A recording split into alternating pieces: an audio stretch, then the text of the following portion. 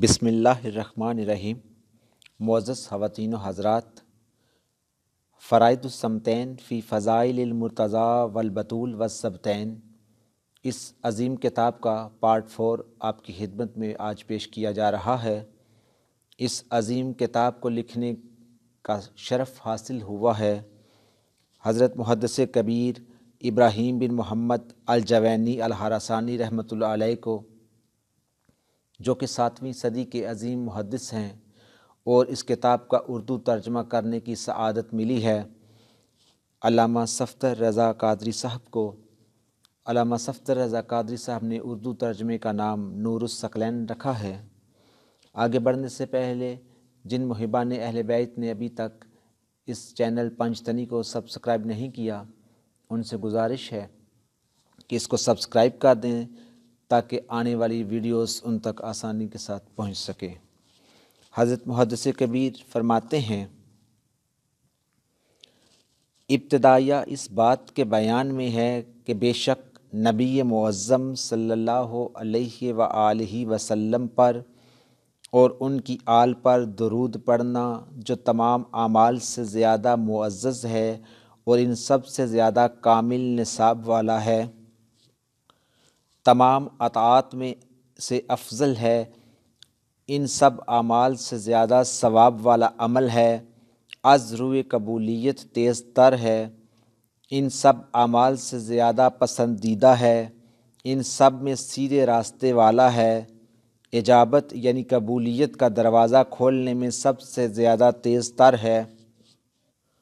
اور دائمی درود پڑھنے والے کو یہ ابدی سعادت کا مالک بنا دیتا ہے،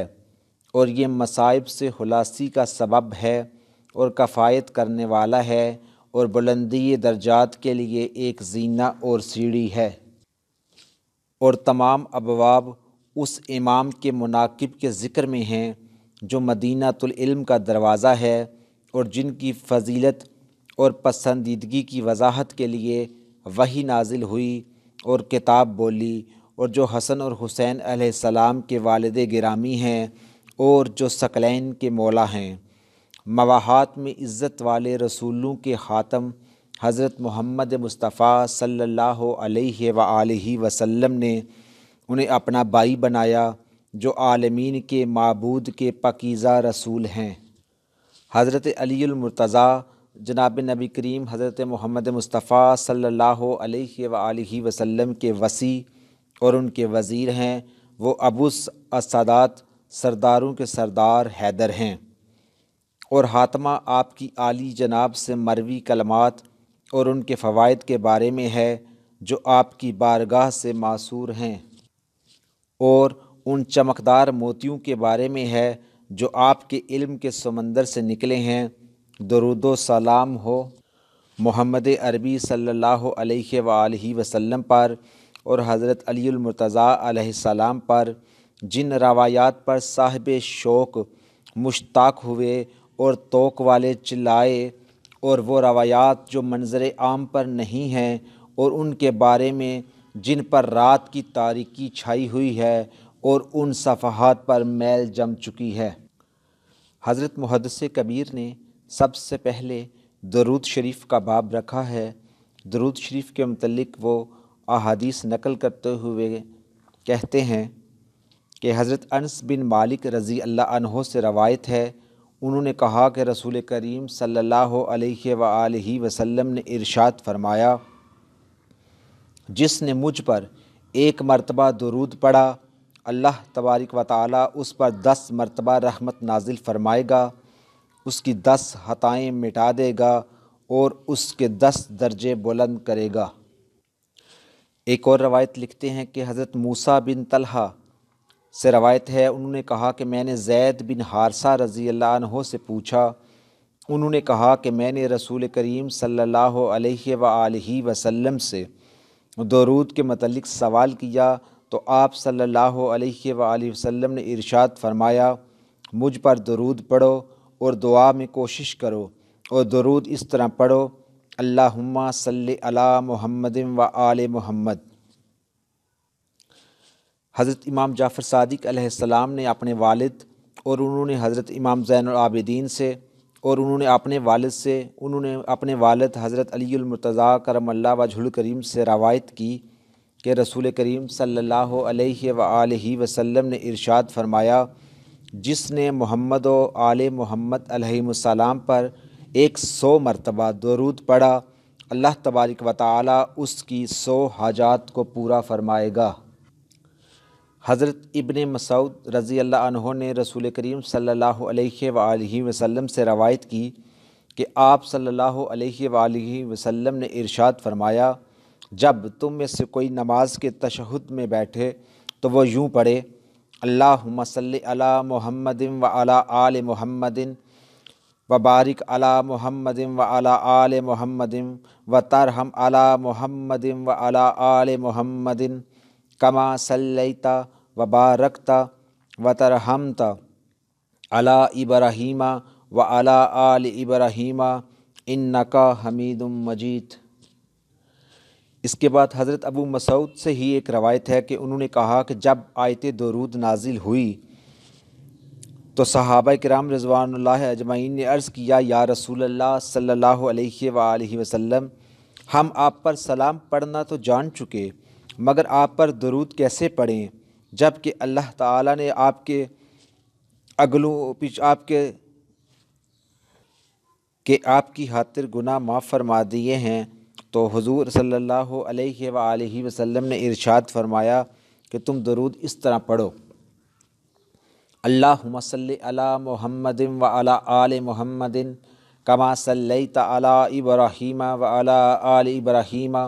وبارک علی محمد وعلی آل محمد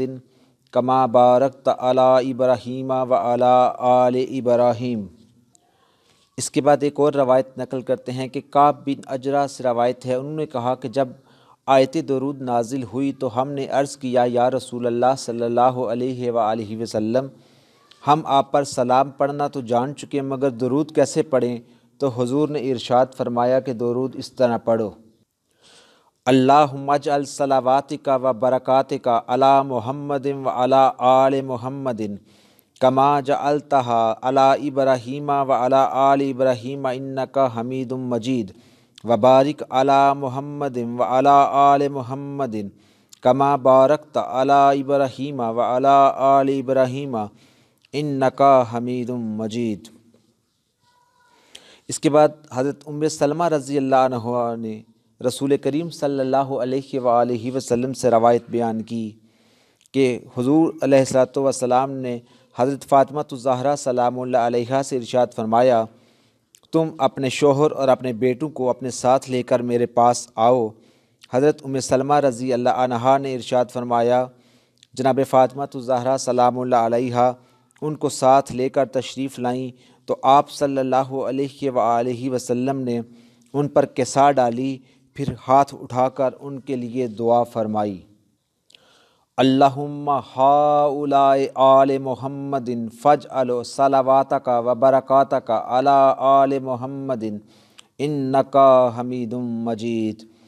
حضرت ام سلمہ رضی اللہ عنہا نے عرض کیا کہ یا رسول اللہ، میں بھی ان میں شامل ہو جاؤں؟ تو حضور نے ارشاد فرمایا، انک علی خیر، بے شک آپ بھلائی پر ہیں۔ پھر حضرت محدث کبیر امام فخر الدین رازی کا ایک قول نقل کرتے ہیں کہ امام فخر الدین رازی نے کہا کہ اللہ تبارک و تعالیٰ نے اپنے نبی صلی اللہ علیہ وسلم اور ان کے اہل بیت کو 5 چیزوں میں برابر رکھا ہے۔ پہلی یہ کہ محبت میں اللہ نے ارشاد فرمایا کہ فاتبعونی یحببکم اللہ، جبکہ ان کے اہل بیت کے لیے ارشاد فرمایا کہ قل لا اسألکم علیہ اجرا الا المودۃ فی القربی۔ دوسرا جو ہے وہ تحریم صدقہ میں کہ نبی پاک صلی اللہ علیہ وآلہ وسلم اور ان کے اہل بیت کے لیے صدقہ جو ہے وہ حرام ہے۔ تیسرا طہارت میں کہ اللہ نے ارشاد فرمایا کہ طٰہٰ ما انزلنا علیک القرآن لتشقیٰ الا تذکرہ، اور اہل بیت کے لیے ارشاد فرمایا ویطہرکم تطہیرا۔ اور چوتھا سلام میں کہ اللہ نے ارشاد فرمایا السلام علیک ایھا النبی، اور اہل بیت کے لیے ارشاد فرمایا سلام علی آل یاسین۔ اور پانچواں درود میں، جیسا کہ درود میں تشہد میں محمد اور آل محمد پر درود پڑھا جاتا ہے۔ پھر حضرت محدث کبیر حضرت ابو ہریرہ کی ایک روایت بیان کرتے ہیں کہ حضرت ابو ہریرہ رضی اللہ عنہ نے نبی کریم صلی اللہ علیہ وآلہ وسلم سے روایت بیان کی کہ آپ نے ارشاد فرمایا کہ جب اللہ تبارک و تعالیٰ نے ابو البشر حضرت آدم علیہ السلام کو پیدا کیا اور ان میں اپنی روح پھونکی تو آدم علیہ السلام نے عرش کے دائیں جانب دیکھا کہ 5 نور کا وجود رکوع اور سجدے کی حالت میں ہے۔ تو حضرت آدم علیہ السلام نے عرض کیا، اے رب، کیا تو نے مجھ سے قبل کسی کو مٹی سے تخلیق کیا ہے؟ تو اللہ تعالیٰ نے ارشاد فرمایا، نہیں اے آدم۔ حضرت آدم نے عرض کیا، پھر یہ 5 وجود کس کے ہیں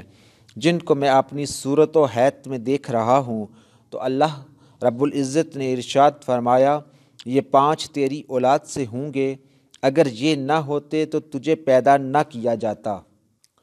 ان 5 کے نام میں نے اپنے ناموں سے نکالے ہیں، اگر یہ نہ ہوتے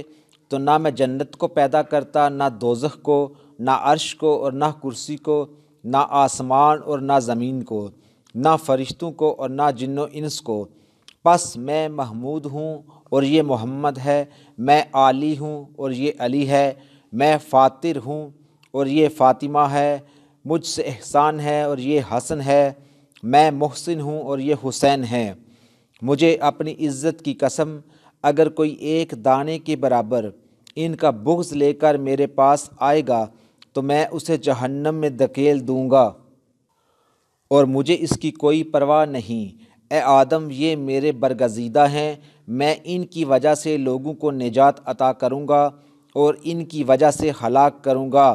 جب تمہیں کوئی حاجت پیش آئے تو ان کے ساتھ میری جناب میں وسیلہ پکڑا کرو۔ پس نبی کریم صلی اللہ علیہ وآلہ وسلم نے ارشاد فرمایا، ہم نجات کی کشتی ہیں، جس نے اس کے ساتھ تعلق رکھا وہ نجات پا گیا اور جس نے اس سے منہ پھیرا وہ ہلاک ہوا۔ پس جس کو اللہ سے کوئی حاجت ہو تو وہ ہم اہل بیت کے وسیلہ سے سوال کرے۔ اس کے بعد حدیث نقل کرتے ہیں کہ حضرت ابو سہیلہ سے روایت ہے، انہوں نے کہا کہ میں اور سلیمان حج کر چکے تو حضرت ابو ذر کے پاس ٹھہرے، جب تک اللہ نے چاہا آپ خوشی خوشی ننگے پاؤں چل کر ہم سے ملے۔ ہم نے کہا، اے ابو ذر، ہمیں لوگوں کے اختلاف کا خوف ہے، اور اگر لوگ اختلاف کریں تو آپ ہمیں کیا حکم دیتے ہیں؟ تو حضرت ابو ذر رضی اللہ عنہ نے کہا، ایسے میں تم پر لازم ہے کہ تم اللہ کی کتاب اور حضرت علی علیہ السلام کی پیروی کو لازم کر لو۔ میں اس بات کی گواہی دیتا ہوں کہ میں نے رسول کریم صلی اللہ علیہ وآلہ وسلم کو فرماتے ہوئے سنا، علی پہلے شخص ہیں جو مجھ پر ایمان لائے اور قیامت کے دن سب سے پہلے مجھ سے مصافحہ کریں گے، اور وہ صدیق الاکبر ہیں اور فاروق ہیں جنہوں نے حق اور باطل کے درمیان فرق کیا۔ پھر حضرت سعید بن جبیر نے حضرت عبداللہ بن عباس سے روایت کی، انہوں نے کہا کہ میں نے رسول کریم صلی اللہ علیہ وآلہ وسلم کو حضرت علی علیہ السلام کے متعلق یہ کہتے ہوئے سنا، خلقت انا و انت من نور اللہ تعالی، کہ میں اور تو اللہ کے نور سے خلق ہوئے ہیں۔ پھر حضرت سلیمان فارسی سے روایت نقل کرتے ہیں کہ حضرت سلیمان فارسی رضی اللہ عنہ نے روایت کی، انہوں نے کہا کہ میں نے رسول کریم صلی اللہ علیہ وآلہ وسلم کو فرماتے ہوئے سنا کہ میں اور علی اللہ کے نور سے خلق ہوئے، ہم نے آدم علیہ السلام کی تخلیق سے 14,000 سال پہلے عرش کے دائیں جانب اللہ تبارک و تعالیٰ کی تسبیح و تقدیس بیان کی۔ پھر جب اللہ تعالیٰ نے حضرت آدم علیہ السلام کو تخلیق فرمایا تو ہم کو پاکیزہ مردوں کے اصلاب اور پاکیزہ خواتین کے ارحام میں منتقل کیا۔ اس کے بعد ہم صلب عبد المطلب میں منتقل ہوئے، پھر ہمارا نور 2 حصوں میں تقسیم ہوا، نصف میرے بابا عبداللہ کے صلب میں اور نصف نور میرے چچا ابو طالب کے صلب میں۔ میری تخلیق نور کے پہلے حصہ سے ہوئی اور علی دوسرے حصہ سے خلق ہوئے۔ اللہ رب العزت نے ہمارے نام اپنے ناموں سے نکالے، پس اللہ تعالی محمود ہے اور میں محمد ہوں۔ اللہ اعلیٰ ہے اور میرا بھائی علی ہے۔ اللہ فاطر ہے اور میری بیٹی فاطمہ ہے۔ اللہ محسن ہے اور میرے بیٹے حسن اور حسین ہیں۔ میرا نام نبوت و رسالت میں تھا اور علی کا نام خلافت اور شجاعت میں تھا۔ میں اللہ کا رسول ہوں اور علی اللہ کا ولی ہے۔ پھر حضرت عبداللہ بن عباس کی ایک روایت نقل کرتے ہیں کہ حضرت عبداللہ بن عباس رضی اللہ عنہما نے ارشاد فرمایا کہ رسول کریم صلی اللہ علیہ وآلہ وسلم نے ارشاد فرمایا، نحن اہل البیت مفاتیح الرحمہ و موضع الرسالہ و مختلف الملائکہ و معدن العلم۔ ہم اہل بیت رحمت کی چابیاں ہیں اور رسالت کا مورد ہیں اور فرشتوں کی آمد و رفت کا محل اور علم کی کان ہیں۔ حضرت انس بن مالک رضی اللہ عنہ سے روایت ہے، انہوں نے کہا کہ رسول کریم صلی اللہ علیہ وآلہ وسلم نے ارشاد فرمایا، نحن اہل البیت لا یقاس بنا احد، کہ ہم اہل بیت پر کسی کو قیاس مت کرو۔ حضرت امام جعفر صادق علیہ السلام اپنے والد امام محمد باقر علیہ السلام سے، وہ اپنے والد حضرت امام زین العابدین سے روایت کرتے ہیں، انہوں نے کہا کہ ہم امام المسلمین ہیں اور عالمین پر اللہ کی حجت ہیں اور مومنین کے سردار ہیں اور سفید پیشانیوں والوں کے قائد ہیں اور مومنین کے والی ہیں، اور ہم زمین والوں کے لیے امان ہیں جس طرح ستارے آسمان والوں کے لیے امان ہیں، اور ہم ہیں جن کی وجہ سے اللہ تبارک و تعالی نے آسمان کو زمین پر آنے سے روک رکھا ہے مگر اس کے حکم سے، اور ہماری وجہ سے اللہ تعالی نے زمین کو اس پر رہنے والوں کے لیے ایک مدت تک روک رکھا ہے، اور ہماری وجہ سے بارش نازل ہوتی ہے اور رحمت پھیلتی ہے، اور ہماری وجہ سے زمین سے برکتیں نکلتی ہیں۔ اگر ہم زمین پر نہ ہوتے تو اہل زمین جل کر راکھ ہو جاتے۔ اس کے بعد فرمایا، جب سے آدم علیہ السلام خلق ہوئے تب سے زمین اللہ تبارک و تعالی کی حجت سے خالی نہیں رہی، چاہے وہ حجت ظاہر ہو اور چاہے غائب چھپی ہوئی ہو، اور نہ ہی قیامت قائم ہونے تک اللہ کی حجت سے خالی رہے گی۔ اگر وہ نہ ہو تو اللہ تبارک و تعالی کی کوئی عبادت نہ کرے۔ سلیمان کہتے ہیں کہ میں نے حضرت امام جعفر صادق علیہ السلام سے عرض کیا کہ چھپی اور غائب حجت خدا سے لوگ کیسے فائدہ اٹھا سکتے ہیں؟ تو آپ نے فرمایا، جیسے بادل میں چھپا ہوا سورج نفع پہنچاتا ہے۔ سبحان اللہ، سبحان اللہ۔ خواتین و حضرات، آج کی ویڈیو میں یہیں تک، باقی انشاءاللہ اگلی ویڈیو میں اس دعا کے ساتھ اجازت چاہتا ہوں کہ اللہ ہم سب کو آسانیاں عطا فرمائے اور آسانیاں تقسیم کرنے کا شرف عطا فرمائے۔ اللہ حافظ۔